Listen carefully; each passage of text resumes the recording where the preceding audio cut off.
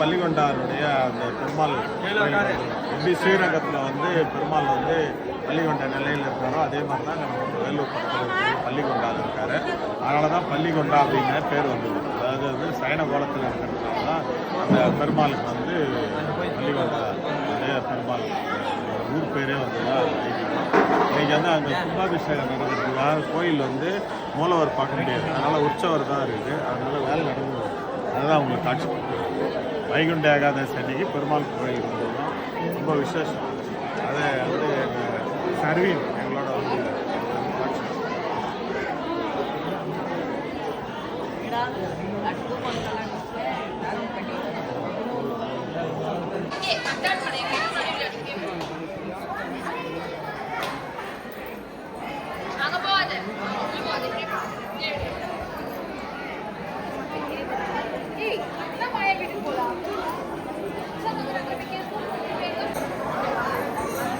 பள்ளிகொண்டா ரங்கநாதர் கோயில் வைகுண்ட ஏகாதசி எதுவும் வந்துருக்கும்.